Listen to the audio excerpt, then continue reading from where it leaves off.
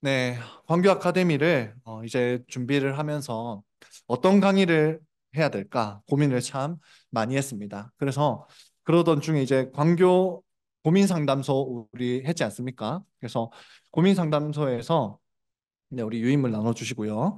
네, 고민 상담소에서 제출해 주신 우리 성도 여러분들의 그런 고민들을 한번 읽어보기도 했습니다. 여러분의 고민을 읽으면서 참 저도 모르게 마음이 많이 무거워졌습니다. 성도 여러분이 세상에서 얼마나 믿음대로 살기 위해서 애쓰고 있는지 그거를 잘 알 수 있었기 때문입니다. 그래서 그 내용들, 믿음으로 어떻게 살아가야 하는가, 이 내용들 중에 하나를 다뤄볼까라고 생각도 했었습니다. 그런데 그렇게 생각하다 보니 성도들의 고민에 대해서 답하기 전에 먼저 살펴보아야 할 우선순위가 있다는 것을 알게 되었습니다. 그러면 성도 여러분이 제출한 고민들의 대부분은 그 질문들의 대부분은 믿음대로 세상을 어떻게 살아가야 하느냐에 대한 질문이었거든요. 그런데 이제 믿음으로 세상을 살아가는 것, 이것에 대해서 말하기 전에 먼저 우리가 믿음이 있는 자인가? 이것부터 먼저 다루어야 하지 않나라는 그런 생각을 하게 되었습니다. 그래서 우리 교회가 사도신경을 지금까지 설교했지 않습니까? 그렇게 설교하게 된 이유도 마찬가지입니다. 그가 이번 해에 거룩한 믿음 위에 너희 자신을 건축하라 라는 표어를 가지고 교회를 세워가고 있는데 이 거룩한 믿음 위에 우리 자신을 건축하려면 먼저 우리가 무엇을 믿고 있는지 확인해야 되기 때문에 우리가 공예배 이 사도신경을 설교를 했습니다. 마찬가지로 우리가 믿음대로 세상을 살아가는 방법 그리고 믿음대로 세상을 살아가는 구체적인 방법, 이것에 대해서 듣기 전에 먼저 우리가 해야 될 일은 우리 자신에게 믿음이 있는가? 다시 말해 나는 회심한 자인가를 살펴보아야 한다는 것입니다. 그래서 오늘은 우리에게 믿음이 있는지 그것을 진지하게 고민해보는 시간을 갖겠습니다. 오늘 주제는 중생과 회심입니다. 특별히 그 중에서도 회심에 대해서 집중적으로 살펴보도록 하겠습니다. 사실 회심에 대해서 가르치고 또 강의를 한다는 게 쉽지는 않습니다. 왜냐하면 우리 중 대부분은 어떻게 생각할까요? 우리 대부분은 나 자신이 회심했다고 생각하기 때문입니다. 그런데 이 부분에 대해서 우리에게 다시 한번 생각을 하게 해주는 책이 있습니다. 그게 바로 마틴 로이드 존스의 설교와 설교자라는 책입니다. 그 책을 보면 이제 어떤 설교를 전해야 하는가 이거를 말하거든요. 로이드 존스는 설교자들에게 이렇게 말합니다. 청중들을 너무 쉽게 회심한 그리스도인으로 판단하지 말라라고 말합니다. 청중들 중에서는 아직 회심하지 않은 자가 있다라는 말입니다. 그래서 로이드 존스는 실제로 성도들을 회심하지 않은 죄인들로 간주하고 매주 설교했습니다. 주일 오전에는 믿는 자들을 대상으로 양육 설교를 했고요. 오후에는 불신자들을 대상으로 설교하듯이 회심 설교, 전도 설교를 매주 했습니다. 여러분, 그랬더니 어떤 일이 일어났을까요? 놀랍게도 기존에 자신이 회심한 자라고 생각했던 사람들이 회심하기 시작했습니다. 평생 한 번도 공예배에 빠진 적 없는 사람들이 다시 자신이 회심했다고 느끼기 시작했습니다. 주위 모든 사람들로부터 존경받고 좋은 그리스도인, 경건한 그리스도인이라고 평판이 있는 그 사람이 자신의 처지에 대해서 진지하게 고민하고 회심하기도 했습니다. 사람들이 진짜 회심하지 않았다가 그때 회심했는지 아니면 원래 회심한 사람이었는데 자신이 회심했다는 걸 늦게 깨달았는지 그거는 뭐 정확하게는 알 수 없습니다. 하지만 성도들은 로이드 존스의 설교를 듣고 이렇게 자주 말했다고 합니다. 그 유인물 혹시 남는 거 있으면 저도 하나 주시면 감사하겠습니다. 네, 그 유인물을 보시면 이제 로이드 존스 목사님에게 한 그 성도들의 말이 나옵니다. 목사님, 만약 제가 이전에 회심하지 않았다면 오늘 밤에 틀림없이 회심했을 겁니다. 라고 이제 로이드 존스에게 말을 하곤 했습니다. 그래서 로이드 존스는 이제 회중들을 불신자로 바라보고 회심하지 않은 자들로 바라보고 설교하는 것이 이런 유익이 있다라고 합니다. 제가 읽어드리겠습니다.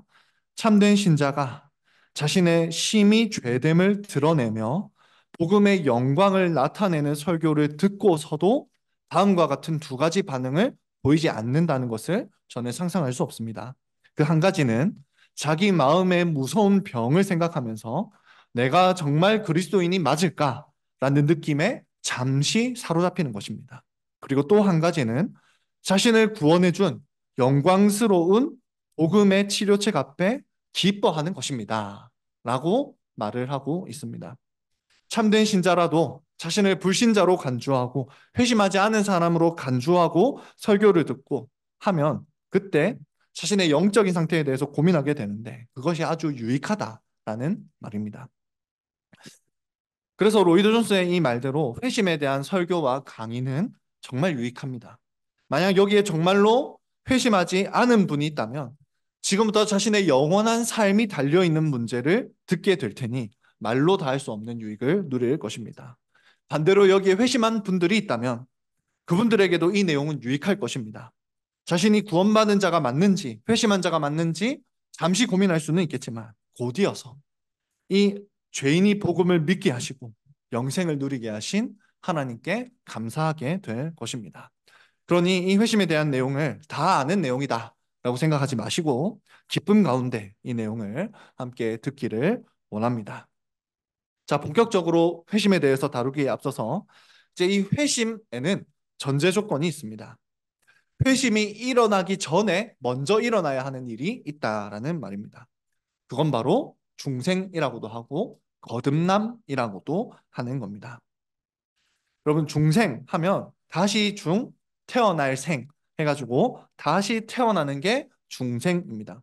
그래서 이걸 다른 말로 거듭해서 태어났다 해서 거듭 태어났다고 해서 거듭남이라고도 합니다. 새로운 영적인 생명이 시작되는 것이 바로 중생, 거듭남입니다. 성령님은 죄로 죽었던 우리에게 찾아오십니다. 그리고 우리에게 찾아오셔서 우리 안에 들어와 사십니다. 생명 그 자체이신 성령님이 우리와 연합해서 사시기 때문에 성령님이 우리와 연합하시는 그때부터 우리는 살아나게 됩니다. 성령님이 우리를 부르시고 연합할 때 우리는 살아나게 됩니다. 이처럼 영적으로 죽었던 우리가 다시 살아나는 게 거듭남입니다. 지금 제가 거듭남에 대해서 설명할 때 한 문장에서도 성령님을 빼지 않았습니다. 이처럼 거듭남은 성령님이 하시는 사역, 하나님의 사역이라 말할 수 있습니다. 자, 그런데 이 거듭남에는 특징이 있거든요. 특징. 그 특징은 바로 우리가 감지할 수 없다는 것입니다. 거듭남은 우리의 생명이 시작되는 것과 아주 유사합니다. 여러분 한번 생각해 보십시오. 혹시 여러분 중에서 이것이 기억에 나는 분이 있다면 한번 손들어 주시기 바랍니다. 어머니의 뱃속에서 우리의 생명이 시작될 때 언제였는지 그때가 기억나는 분이 계십니까? 아마 아무도 없을 것입니다. 아무도 기억하지 못할 것입니다. 마찬가지로 우리가 성령님으로 말미암아 거듭났다고 해도 우리는 그 거듭남 자체를 인식하지는 못합니다. 그것이 이 중생 거듭남의 특징입니다. 그런데 여러분 이 거듭남을 느끼거나 인식하지는 못하지만 거듭남은 반드시 그 사람을 송두리째 바꾸어 놓거든요. 예를 들어 생명이 잉태되면 그때부터 세포 분열이 일어나지 않습니까? 원래 하나의 세포였는데 이렇게 분열이 이렇게 되잖아요. 변화가 일어납니다. 마찬가지로 영적으로 새롭게 태어난 사람들, 중생한 사람들에게도 반드시 변화가 일어납니다. 거듭나는 그 순간을 우리는 인식하지는 못하지만 그 거듭남으로 인해 변화되기 시작하는 것, 그것은 우리가 인식할 수 있습니다. 여러분, 이렇게 거듭난 사람에게서 일어나기 시작한 변화, 우리가 인식할 수 있는 그 변화의 시작을 바로 회심이라고 합니다. 회심. 자, 그러면 이 회심이 무엇일까요? 회심. 일단은 이 회심 단어 자체는 돌이킬 마음을 돌이킨다 이거든요.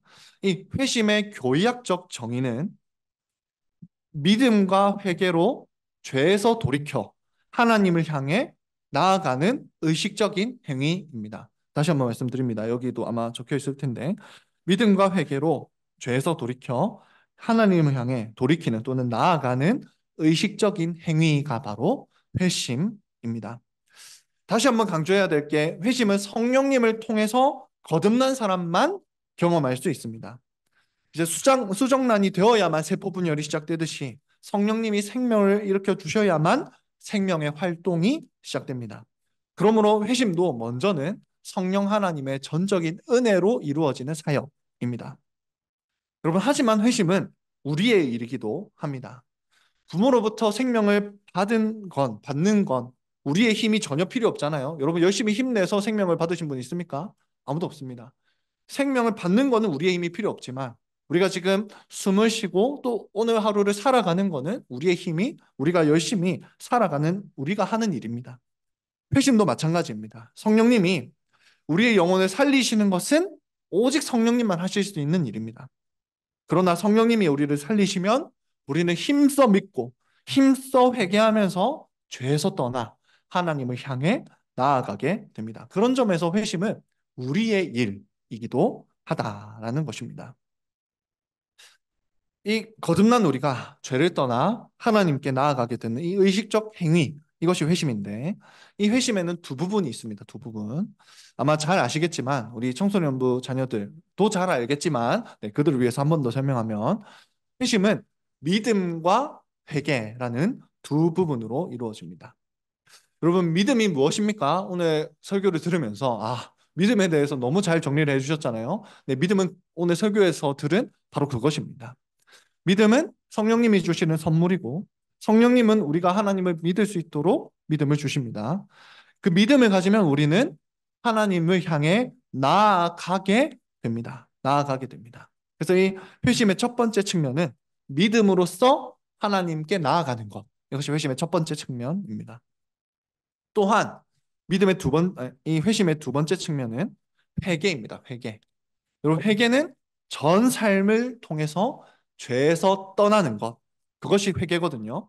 성령님이 우리에게 죄를 깨닫게 하셔서 우리가 죄에서 떠나 하나님을 향하게 되는 것. 이것이 회개입니다. 이처럼 회심은 두 측면, 두 측면이 있습니다. 회심의 이 첫 번째 측면은 믿음, 두 번째 측면은 회개라고 할 수가 있겠습니다. 사실 오늘 설명드리고자 하는 게 이게 전부입니다. 그렇다고 지금 끝낼 수는 없고요. 네, 조금 더 살펴보겠습니다. 자, 이 내용을 어떻게 설명하는 게 좋을까 하다가 오늘 특별히 조나단 에드워즈라는 청교도에 집중해서 한번 이 내용을 살펴보려고 합니다. 이 내용을 준비하면서 에드워즈가 딱 떠올랐거든요. 그래서 에드워즈는 성령 하나님이 우리의 영혼을 거듭나게 하시면 어떤 일이 일어나는지 이것을 아주 성경에 따라 구체적으로 정리한 신학자입니다. 자, 성령님이 우리의 영혼을 거듭나게 하시면 어떤 일이 일어나는지에 대해서 성경적으로 정리한 사람이 바로 이 조나단 에드워즈라는 이제 이 청교도 신학자입니다. 그래서 거듭난 성도가 회심할 때 성령님이 어떤 일을 하시는지 이걸 또 잘 정리해 놓은 책이 또 신앙 감정론이라는 책이라고 할 수도 있습니다. 에드워즈는 성령님이 우리 마음에 내주하시면 우리에게 큰 변화가 일어난다고 합니다. 그래서 제가 설교 중에도 언급하기도 했던 내용인데 우리의 영혼에서 일어나는 큰 변화는 바로 새로운 감각이 생긴다는 것입니다. 자, 성령님이 우리를 살리시면 거듭나게 하시면 그때 우리에게 일어나는 변화가 바로 새로운 감각이 생긴다. 새로운 감각이 생긴다라는 것입니다. 그래서 지난주 주일 설교에서 성령님이 내주하시면 생명이 색을 보듯이 하나님의 아름다움을 보게 된다라고 말씀을 드렸잖아요. 그 출처가 바로 에드워즈입니다. 에드워즈는 성령님이 우리의 영혼에 찾아오셔서 우리의 영혼이 새로운 감각을 가지게 하신다라고 합니다. 그래서 그 새로운 감각으로 무엇을 하느냐? 눈은 보잖아요. 촉각은 만지지 않습니까? 새로운 영적인 이 새로운 감각으로 우리는 하나님의 아름다움을 보게 된다라고 말을 합니다. 예를 들어 이런 것입니다.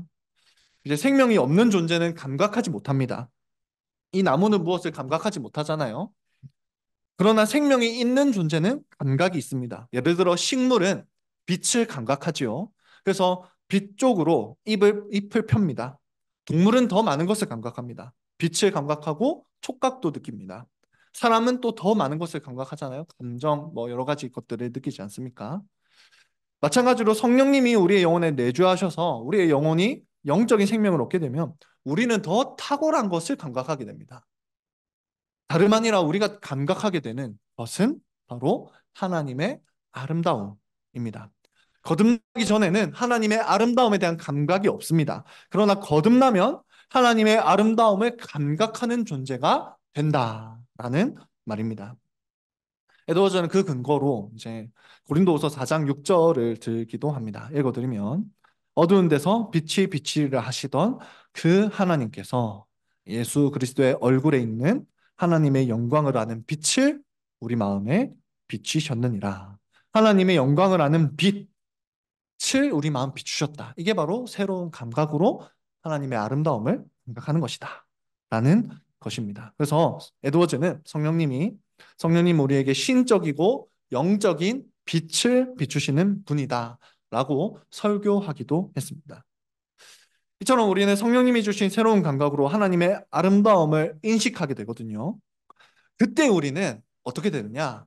우리가 하나님의 아름다움을 인식하게 되면 그때 우리는 믿음으로 하나님께 더 나아가게 됩니다. 또 회개하며 죄에서부터 더 떠나게 됩니다. 도대체 하나님의 아름다움을 느끼는 것, 감각하는 것이 어떻게 우리가 믿음으로 하나님께 더 나아가게 하고 어떻게 회개하며 죄에서 떠나게 하는지 지금부터 이 하나님의 아름다움을 바라보는 것을 근거해서 우리 회심의 두 가지 측면에 대해서 살펴보도록 하겠습니다. 먼저 여러분 첫 번째 측면을 살펴보겠습니다. 믿음은 하나님의 무한한 아름다움을 감각하면서 하나님께 나아갑니다. 자, 먼저 질문이 하나 생깁니다. 성령님이 우리의 영혼에 들어오신다. 그것도 알겠습니다. 그런데 왜 하필 다른 것이 아니라 하나님의 아름다움이라는 것을 감각하게 하실까요? 그 이유는 성령님이 영원히 하나님의 아름다움을 바라보시는 분이기 때문입니다.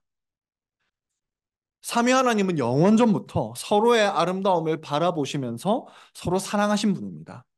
그 성령님이 우리와 하나가 되었습니다. 바로 그분이 우리의 영혼과 하나가 되었단 말입니다. 그러면 하나님의 아름다움을 바라보시던 그 성령님이 우리와 하나가 되었으니 그래서 이제 우리도 어떻게 된다는 말입니까? 우리도 성령님이 바라보시던 그 하나님의 아름다움을 바라보게 되는 것입니다. 그래서 성령님이 다른 그 어떤 일이 아니라 하나님의 아름다움을 바라보게 하시는 일을 한다라고 말합니다. 성령님이 오시기 전까지 우리에게 아름다워 보이던 것은 무엇이었습니까? 세상이었지 않습니까? 그러나 이제 우리는 눈이 열려 하나님이 얼마나 아름다우신지 믿음의 측면들을 생각해 보십시오. 우리의 눈이 열려 하나님이 얼마나 아름다우신지 알게 됩니다. 그 아름다우신 하나님을 바라보면 그 하나님을 인정하고 동의할 수밖에 없습니다. 그리고 그 아름다우신 하나님을 신뢰하면서 자신을 던져서 그분을 사랑할 수밖에 없습니다. 알고 동의하고 신뢰하고 그것이 어디서 파생되는 일입니까? 하나님의 아름다움을 바라보면 그렇게 된다는 말입니다. 그래서 하나님을 믿고 또 하나님께 가까이 나아가게 한다라고 말할 수 있습니다. 자, 여러분 그러면 성령님은 언제 우리가 하나님의 아름다움을 바라보게 하십니까? 이것도 오늘 설교에 다 답이 나왔습니다. 성령님은 다른 신비로운 방식이 아니라 말씀 가운데 하나님의 아름다움을 바라보게 하십니다. 그래서 회심은 주로 어떤 때 일어나냐? 말씀에 대한 반응으로 회심이 일어납니다. 선포되는 설교와 말씀 속에서 하나님이 얼마나 아름다우신지 알고 그 아름다움을 바라보고 매료되어서 하나님을 사랑하고 하나님께 나아가게 된다라는 말입니다. 그래서 이처럼 회심의 첫 번째 측면은 하나님의 말씀에 나타난 하나님의 아름다움을 감각하면서 하나님께 나아가는 것.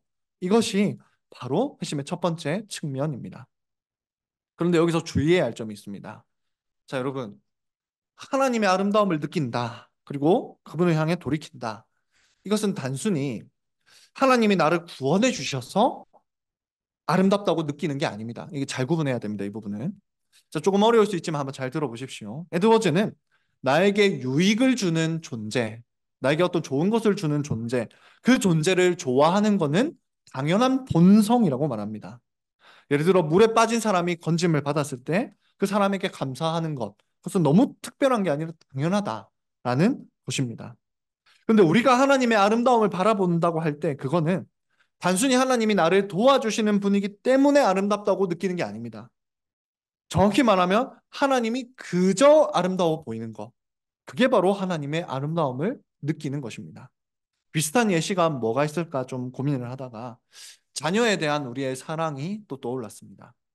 여러분, 자녀는 그냥 이유 없이 사랑스럽습니다. 자녀가 나에게 어떤 유익을 줘서 사랑하는 게 아닙니다. 이동안 저에게 유익을 주는 거 딱히 없거든요. 울고, 보채고, 잠 못 자게 하고, 설교 준비 못, 이런 거밖에 없어요. 주는 게 아무것도 없습니다. 그런데 그냥 사랑스러워요. 그 존재 자체로 사랑스럽습니다. 다른 이유가 아니라 나의 자녀라서 사랑스럽습니다. 하나님 그냥 아름다워 보이고 사랑스러워 보입니다. 그런 것처럼 여러분, 거듭난 사람은 하나님이 그저 사랑스러워 보이고 아름다워 보인다. 다른 이유 때문이 아니라 죄가 없으신 그분 자체가 아름다워 보입니다. 어떻게 저렇게 죄가 없이 거룩하실 수가 있는가? 그 자체가 아름다워 보입니다.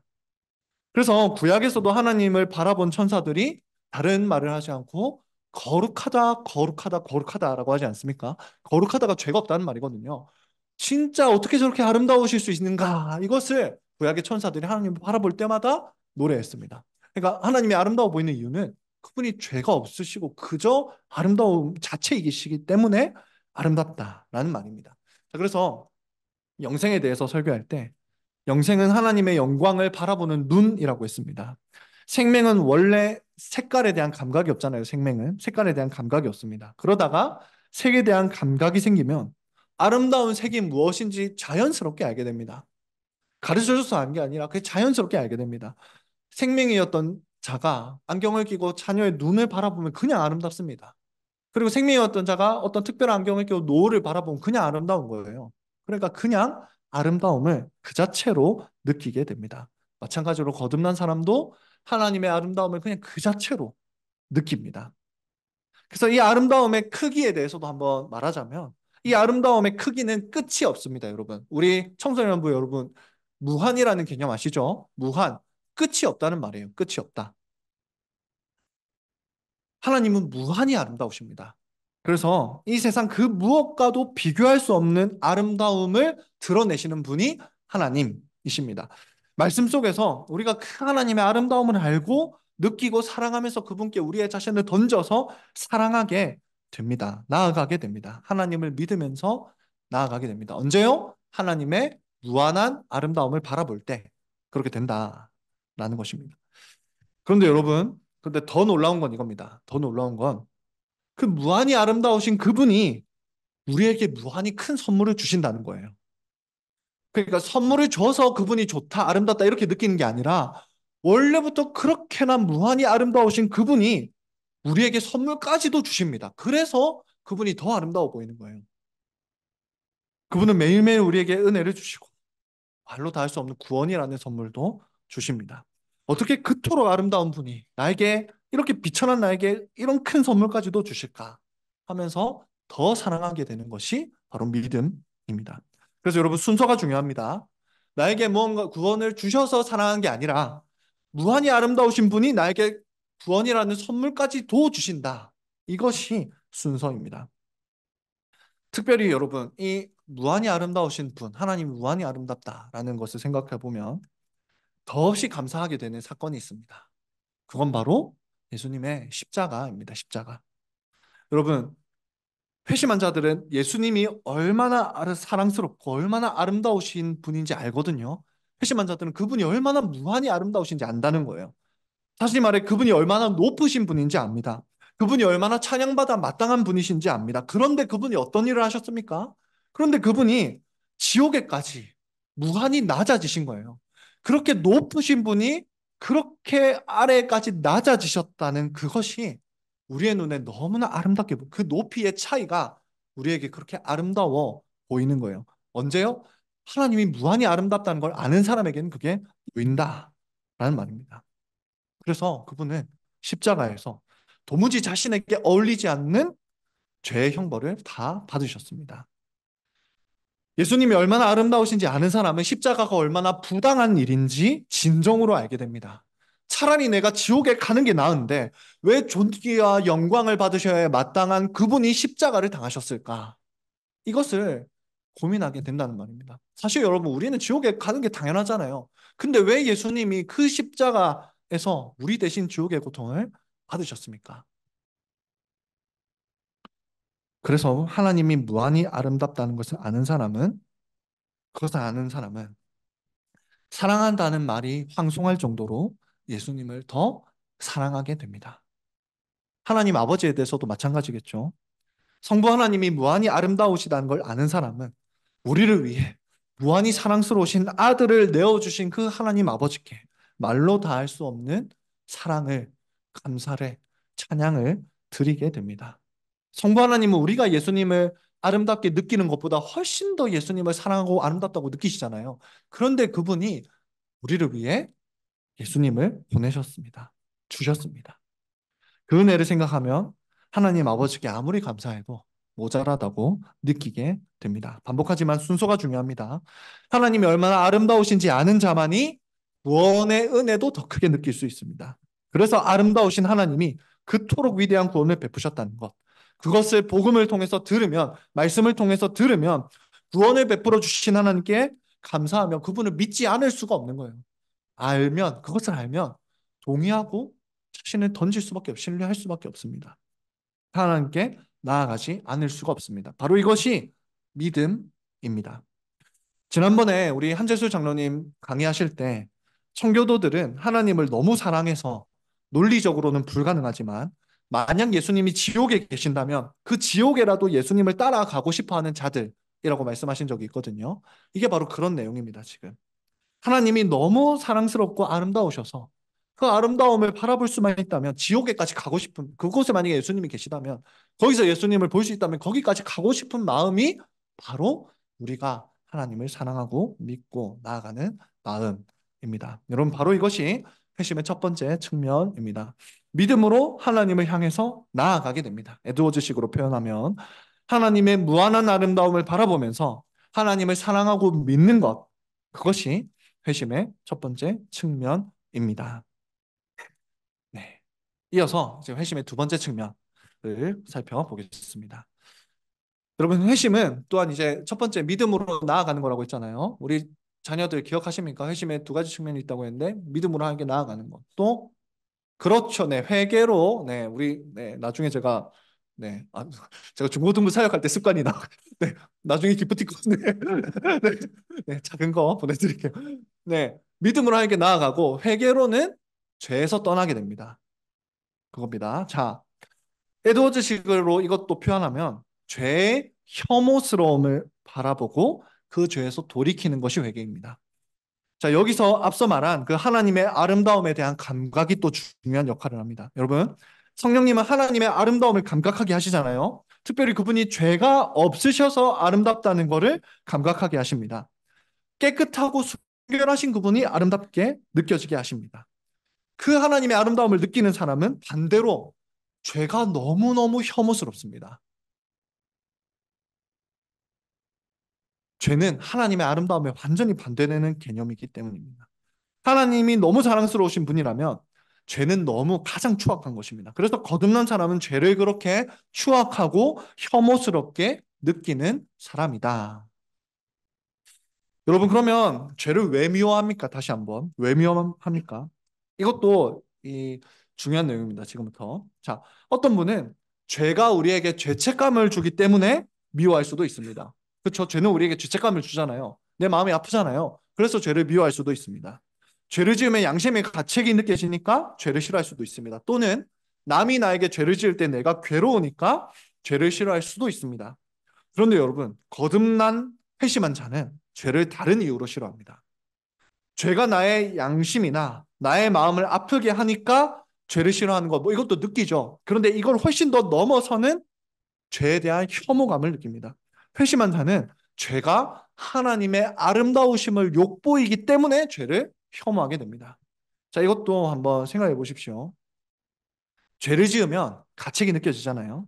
이거는 일반 사람들도 사실 마찬가지예요. 조금 도덕적으로 좀 이렇게 감각이 뛰어난 사람들은 그냥 뭐 잘못을 저지르면 양심의 가책을 느낍니다. 거듭나지 않은 사람도 큰 잘못을 하면 양심의 가책을 느낍니다. 믿음이 없어도 도덕적인 사람은 길에 쓰레기 하나 버려도 가책을 느낍니다. 그러나 여러분, 거듭난 사람은 하나님을 욕보이기 때문에 죄를 혐오합니다. 무한히 아름다우신 그 하나님을 욕보이는 것이기 때문에 그 죄를 증오합니다. 이거는 회심한 자만 느끼는 것입니다. 자, 회심한 자는 죄를 지었을 때 이렇게 생각합니다. 그 아름다우신 하나님께 합당한 영광을 돌려도 모자란데 오히려 하나님의 영광을 욕보이는 그 죄를 짓고 있으니 어떻게 내가 이런 짓을 저지르고 있을까 하면서 진정으로 죄를 슬퍼합니다. 근심합니다. 그래서 성경을 보면 이것이 구원에 이르는 근심이라고 말하거든요. 고린도후서 7장 11절을 보시면 제가 읽어드리겠습니다. 보라, 하나님의 뜻대로 하게 된 이 근심이 너희로 얼마나 간절하게 하며 얼마나 변증하게 하며 얼마나 분하게 하며 얼마나 두렵게 하며 얼마나 사모하게 하며 얼마나 열심 있게 하며 얼마나 덜하게 하였는가. 너희가 그 일에 대하여 일체 너희 자신의 깨끗함을 나타내었느니라.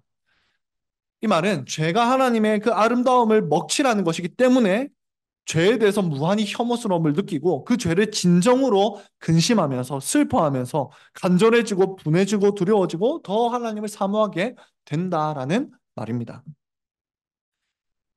물론 여러분 앞서 말씀드렸지만 죄를 지으면 우리의 양심의 가책을 느끼거든요. 죄는 우리의 마음을 괴롭게 합니다.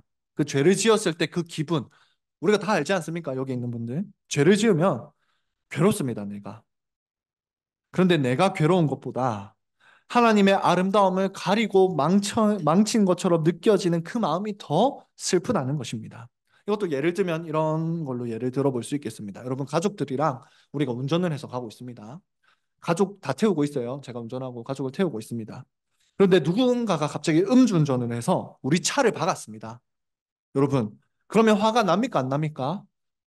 이렇게 제가 평소에 좀 온화해 보이는지 모르겠지만 이렇게 온화한 저도 매우 극도로 화가 납니다.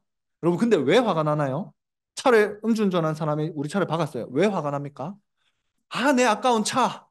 차 때문에 화가 납니까? 아니죠. 차보다 훨씬 더 가치 있는 어떤 것을 저 사람이 헤아려 했기 때문에 그것 때문에 화가 나는 거예요. 내 차 안에 있는 우리 사랑하는 가족을 저 차가 해치려 했기 때문에 그것 때문에 너무너무 화가 나는 겁니다. 하나님에 대한 죄도 마찬가지입니다. 죄도 여러분 내 생명보다 더 소중한 하나님의 영광을 가리는 게 죄예요. 그래서 죄를 지을 때 극도로 슬퍼하고 근심하게 된다라는 말입니다. 그래서 죄를 혐오스러워하게 된다. 그리고 죄를 떠나게 됩니다. 그게 바로 회개입니다. 회개. 이처럼 회개는 단순히 내가 받게 될 고통 때문에 회개하는 게 아닙니다. 하나님의 무한한 아름다움을 바라본 그 사람이 그 무한한 아름다움을 가리는 혐오스러운 죄를 인식하고 그 죄에서 돌이켜 죄에서 떠나는 게 회개입니다. 이것이 바로 회심의 두 번째 측면, 회개하며 죄에서 떠난다는 것의 의미입니다. 자, 여러분 여기서 질문을 하나 드립니다. 누가 이런 회심을 경험할 수 있습니까? 누가 회개할 수 있습니까? 하나님의 무한한 아름다움을 바라본 사람이 믿고 회개할 수 있습니다. 그 사람만이 하나님의 무한한 아름다움을 바라본 사람만이 무한하게 혐오스러운 죄의 실상을 보고 죄에서 떠나게 된다라는 것이죠. 근데 이 모든 일을 누가 하십니까? 성령님이 하시는 거예요. 성령님이 우리의 영혼에 들어오셔서 하나님의 그 무한한 아름다움을 바라보게 하시는 그 감각을 선물해 주실 때 우리가 회심을 하게 되고 그것이 겉으로 드러나게 된다는 믿음과 회개의 열매로 드러나게 된다라는 것입니다. 여러분 다른 일들은 성령님이 우리와 연합하지 않고도 성령님이 우리에게 느끼게 하실 수 있어요. 그 각주에 제가 달아난지 모르겠지만 이걸 성령의 일반적 사역이라고 하거든요. 성령님이 우리와 연합하지 않고서도 우리가 느낄 수 있는 것들이 있습니다. 가령 지옥에 대한 두려움, 성령님이 아니고서도 느낄 수 있어요. 사실 이단들도 지옥에 떨어지기 싫어서 교주를 따르는 것 아닙니까?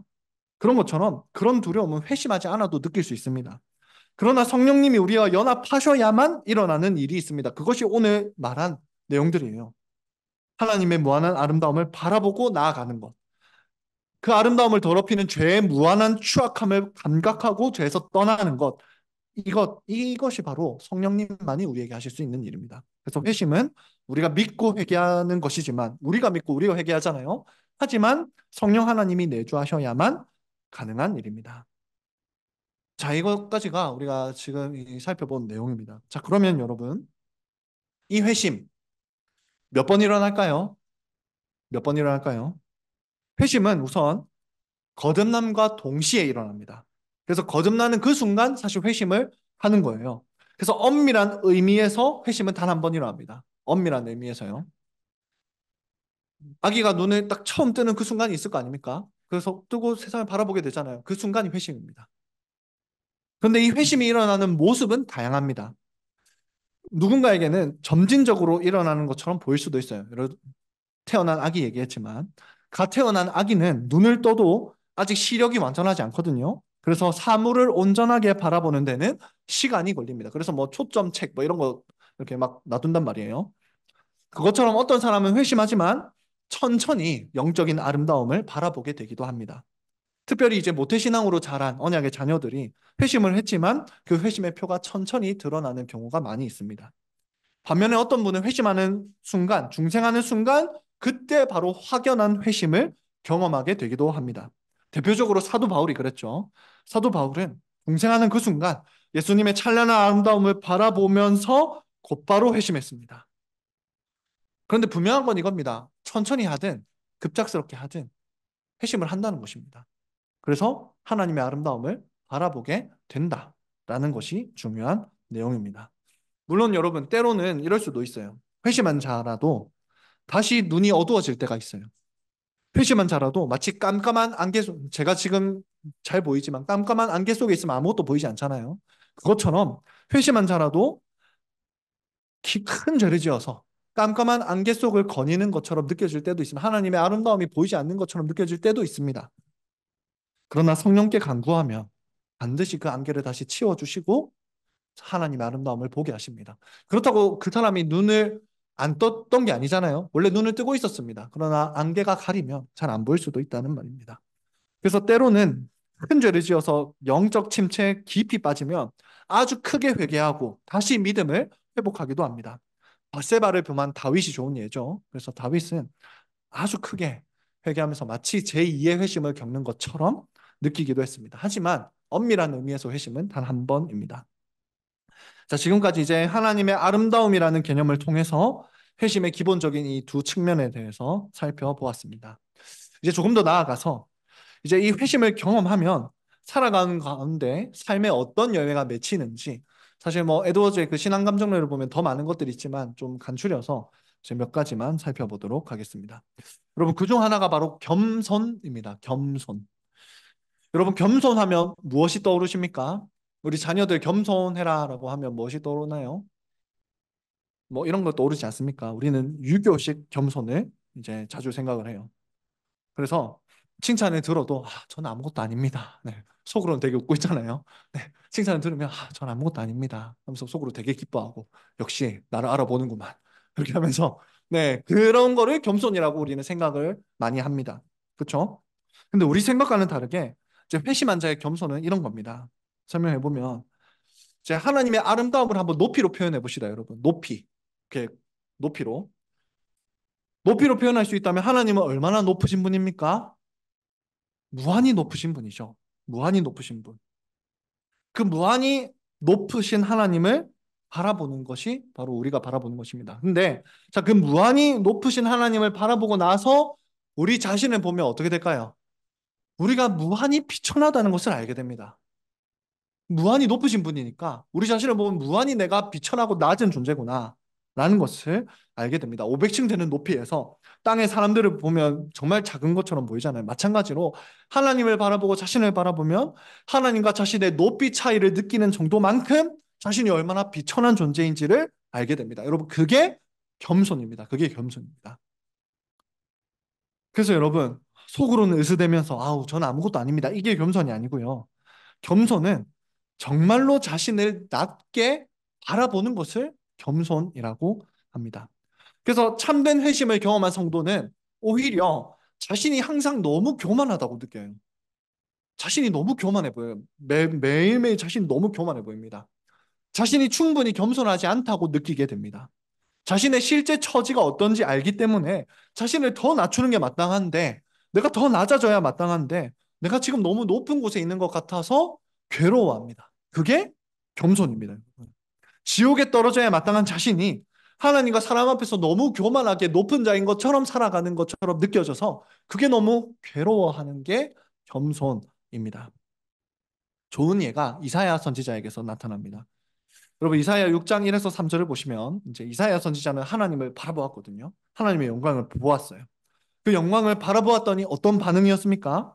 하나님을 바라보았으면 사실 우리의 일상적인 생각은 와 대단하시다 찬송하고 막 이래야 될 것 같지 않습니까? 그런데 이사야 선지자는 여기서 그 반대였습니다. 자신이 죽게 되었다고 말, 하루다 나여 망하게 되었도다 라고 말합니다. 왜냐하면 그 아름다우시고 높으신 하나님을 바라보자 말자 동시에 자신이 얼마나 추악하고 낮은지 알았기 때문입니다. 그래서 나는 망했다 라고 말을 하게 된 거예요. 그게 겸손이에요. 겸손. 이처럼 하나님의 무한히 높은 아름다움을 바라본 자는 자신의 무한히 비천한 처지를 생각하면서 자신이 교만하다고 느끼는 겸손한 자가 됩니다. 이해하셨죠? 그래서 참된 회심을 경험한 성도는 그 성도의 열매 중 하나는 참된 겸손입니다. 또 한 가지 열매를 살펴보겠습니다. 자, 이 부분이 또 우리에게 중요한데요. 하나님의 무한한 아름다움을 바라보게 된 그 사람은 이제 하나님만 아름다워 보이는 게 아닙니다. 하나님만 아름다워 보이는 게 아니라 그분의 말씀까지도 다 아름답게 느껴집니다. 그래서 시편 119편을 보면 말씀에 대한 구절이 176절이 나오거든요. 근데 그게 다 하나님이 얼마나 말씀이 얼마나 아름다우신 거 이거예요. 자, 하나님이 아름다워 보이는 사람은 그분의 입에서 나오는 말씀도 다 아름다워 보입니다.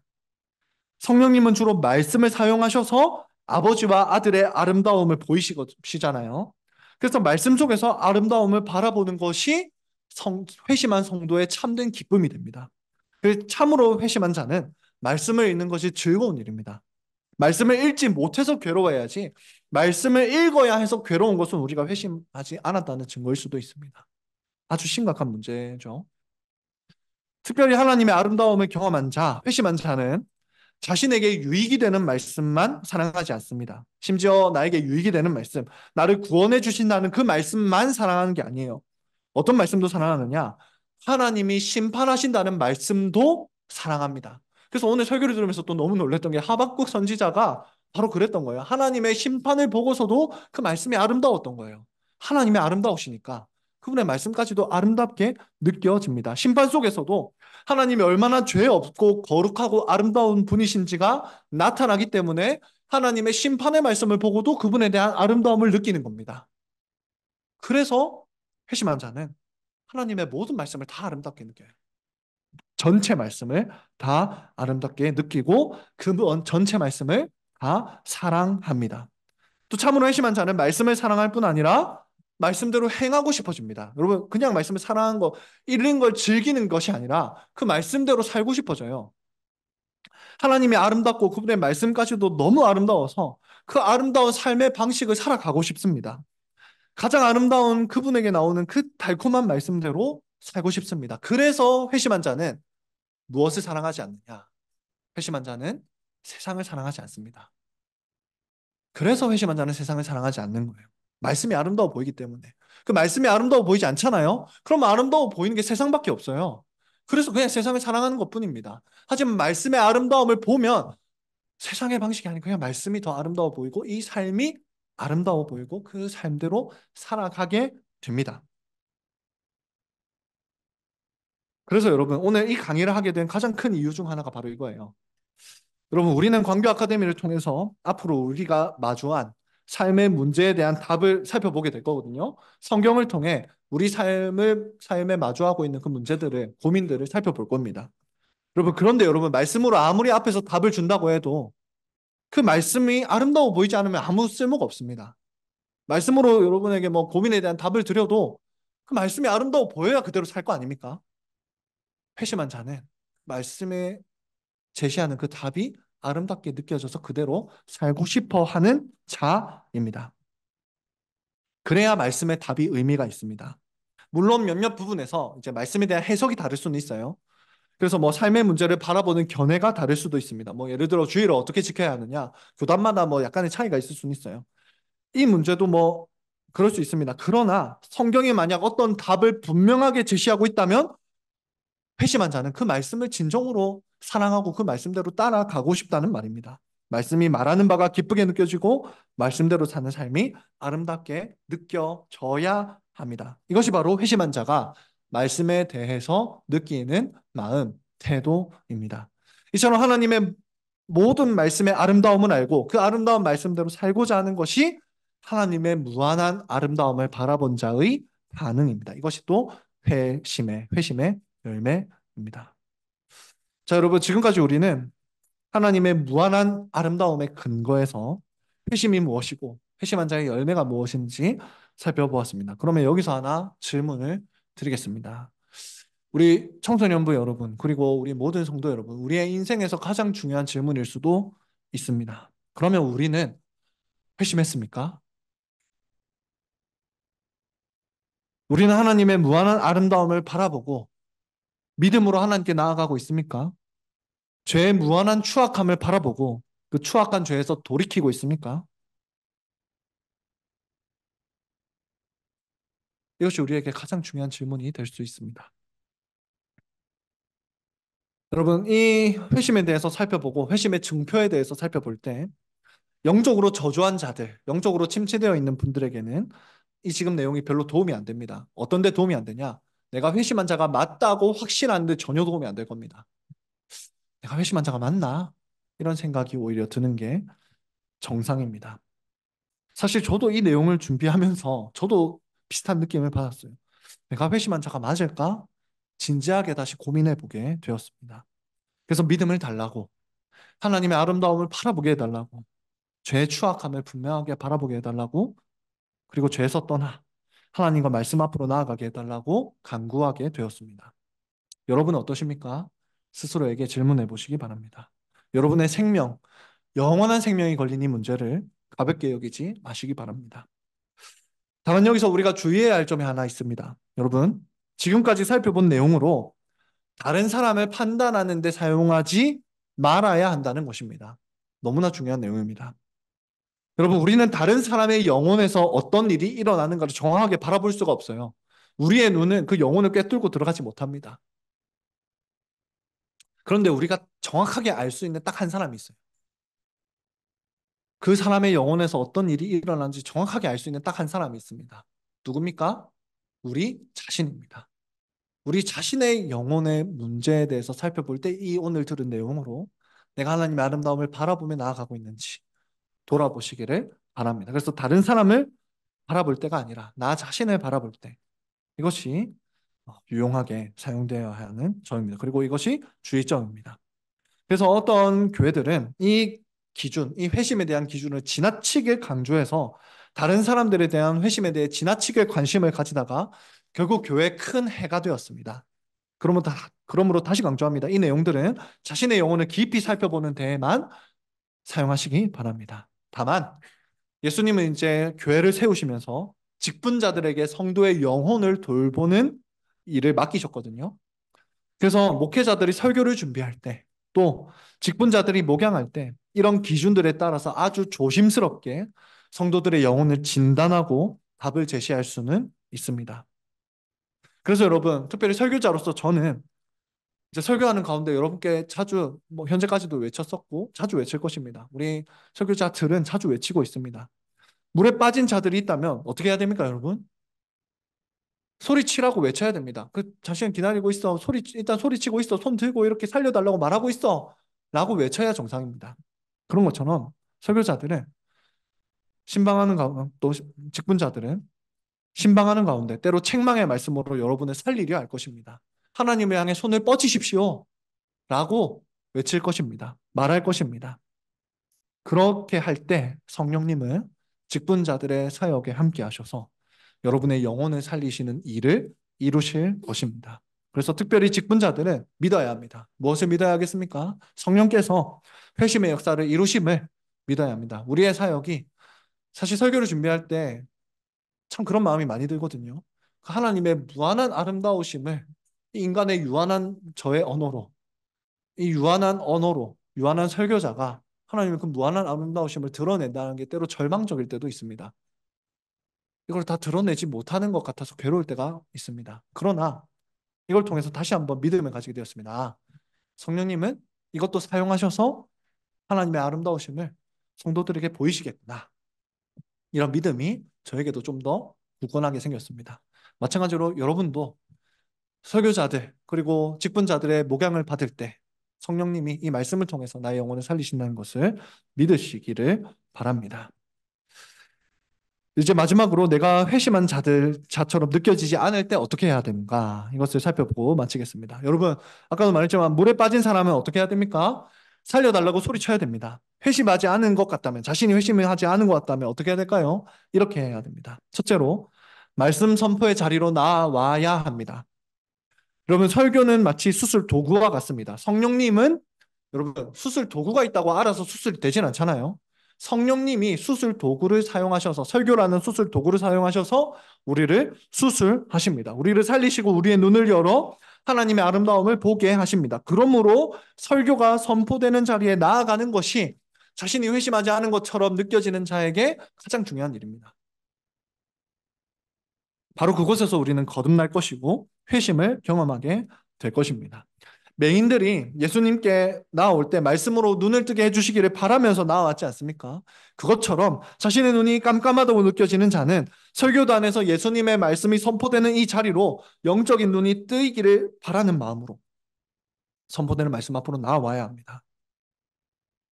설교자들은 이 회심하지 않은 자들의 눈이 뜨이기를 기도하면서 설교를 준비하고 있습니다. 2주 전에 영생에 관한 설교를 할 때도 오늘 정목사님 설교를 할 때도 예수님의 아름다움, 믿음이 없는 자들에게 믿음이 생기를 바라는 간절한 마음으로 설교를 준비한 것입니다. 그러니 이 말씀 선포의 자리로 그렇게 기대를 가지고 살려주시라는 마음으로 나아오시기를 바랍니다.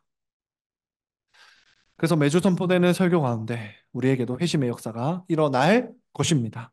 믿음으로 기도하는 가운데 나오시기를 바랍니다. 둘째로 개인적으로 말씀을 읽고 기도하는 이 경건 생활도 너무나 중요합니다.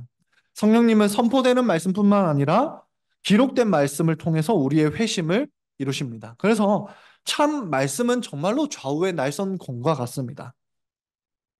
그래서 저도 사실 회심했던 것 같은 때를 기억해 보면 말씀을 어느 정도 읽고 나서 회심을 한 거거든요. 그래서 말씀을 개인적으로 읽는 그것이 너무 소중한 시간입니다.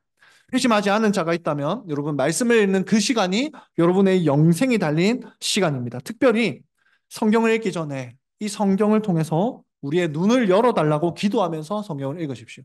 그 잠시 기도하는 것이 그렇게 중요합니다. 성경을 읽기 전에 항상 기도하고 성경을 읽으세요. 하나님, 오늘도 하나님의 아름다우심을 말씀 속에서 발견하게 해주세요. 그러면 발견하게 해주실 겁니다. 하나님의 아름다움을 보고 죄의 추악함을 보게 하실 겁니다. 여러분, 그래서 여러분이 평소에도 삼위 하나님의 아름다움을 볼 수 있게 하려고 정중현 목사님과 제가 밴드에 계속해서 성경 읽기를 올려드리는 것 아니겠습니까?